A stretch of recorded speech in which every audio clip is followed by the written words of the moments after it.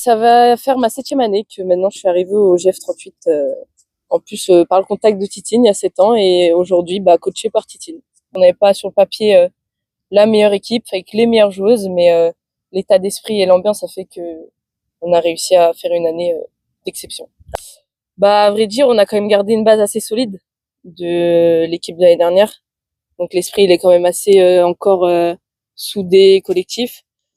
On a eu 4 recrues, c'est des profils un peu qui se fondent dans un collectif, pas des joueuses qui sont là pour que elles et repartir après. Tout le monde a son rôle à jouer et j'espère que l'équipe va avoir le même état d'esprit que l'année dernière. Je dirais qu'il est vivant, il est assez travailleur aussi aux entraînements, toujours une ambiance saine, assez soudée. Je dirais que je suis un peu pas directive, mais j'aime bien quand l'équipe elle est à l'écoute, pas que de moi mais de tout le monde, parce que je suis une capitaine qui laisse assez la voix à tout le monde. Je suis assez positive quand je vois que ça part un peu dans tous les sens. J'essaie un peu de calmer, de parler à chacune ou à tout le groupe. On était plus dans l'excitation de commencer, je pense, cette nouvelle saison. On l'a abordé comme un match basique. C'était le premier, on voulait quand même faire quelque chose, même ne serait-ce qu'un match nul. On a réussi à prendre ces 3 points. C'était un match assez 50-50, je dirais. On a un peu subi et après elles ont un peu subi.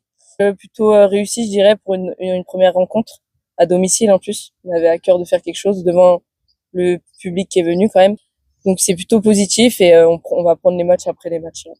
Ça, c'est typiquement footballeur, ça. On va prendre les matchs après les matchs. Et du coach aussi. Hein. C'est sa philosophie. Hein. Exactement. Je me sens bien ici. On a quand même un cadre de vie qui est quand même plutôt pas mal par rapport à certaines villes. On a les montagnes. Dans les années à venir, je sais pas encore où je serai, mais franchement, c'est un cadre de vie qui me plaît bien. Et je pense que c'est de créer un peu un groupe solidaire, humble surtout, et aussi d'avoir un maximum de victoires. Et si on est dans des défaites, de rester soudés malgré les épreuves. Et si tu avais un mot pour les supporters du GF38?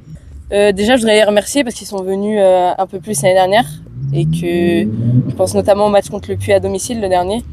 Ça nous a vraiment porté, je dirais. Ça donne vraiment un élan supplémentaire et une énergie en plus que t'as peut-être pas à la fin du match.